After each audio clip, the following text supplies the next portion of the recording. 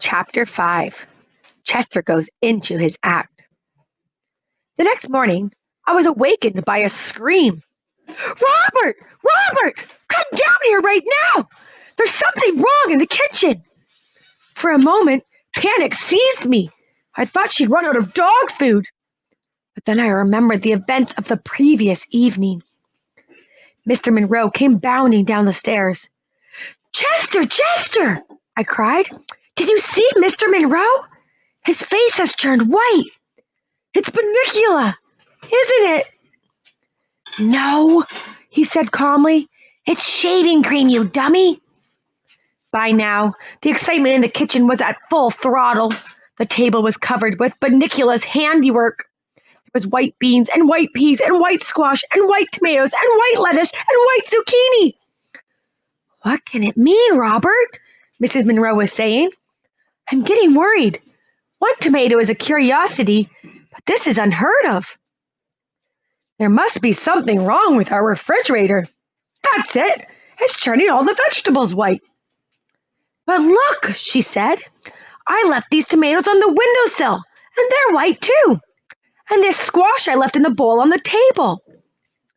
At that moment, Pete and Toby came into the kitchen. Holy cow! What's going on? Hey, maybe it's a vegetable blight, Mom. Could that be, Robert? Did you ever hear of anything like that? Well, no, actually. That is, I've heard of blight, but nothing like this. Chester leaned my way. This will take forever if we leave it up to them. Sometimes human beings can be so slow. I started to answer him, but he was heading for the table. What about that friend of yours in the agriculture department? Oh, Tom Cragen?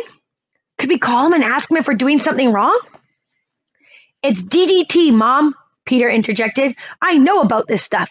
It's because you buy vegetables that aren't organic. All vegetables are organic, Peter, Mrs. Monroe replied. That's not what my teacher says. See, Toby, I told you this would happen. They're using chemicals on our food, and if you're not careful, you'll turn white too. Like Dad? Robert, couldn't you take that shaving cream off your face?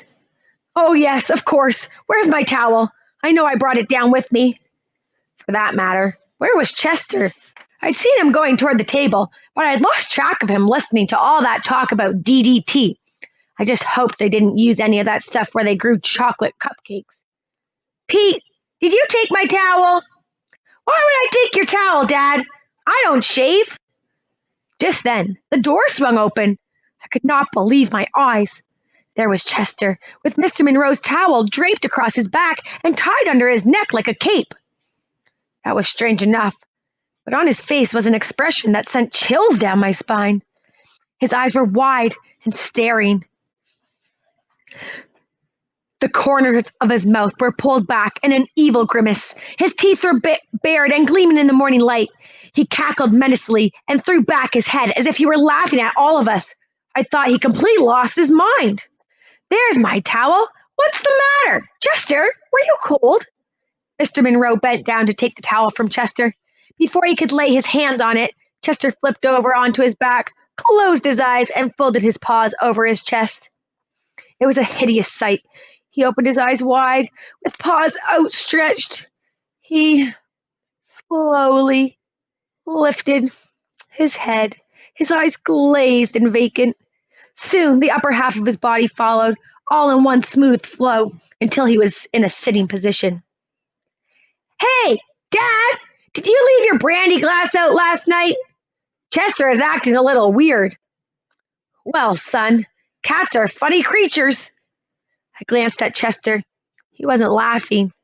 Psst, Chester, what are you up to? I'm a vampire, you dolt. Can't you tell? I'm trying to warn them. Well, it's not working. You better think of something else. Chester frowned, apparently deep in thought. So you see, Toby, Mr. Monroe was explaining, all cats are as individual as all people. Maybe he just wants to get our attention.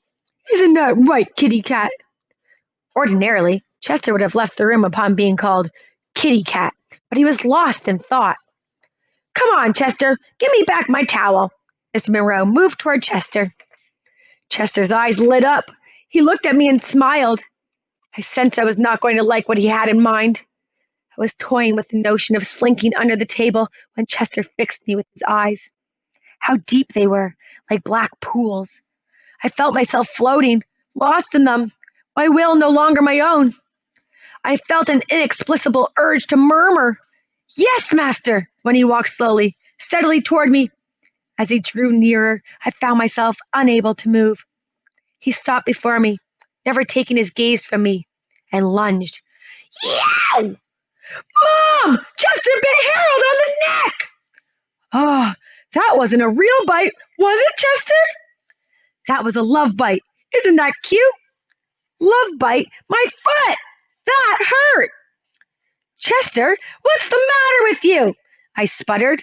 Do I look like a tomato? Oh, it doesn't matter anyway, Harold. They don't understand. How can human beings read the same books I do and still be so thick? Our conversation was interrupted. Mrs. Monroe picked Chester up and cuddled him.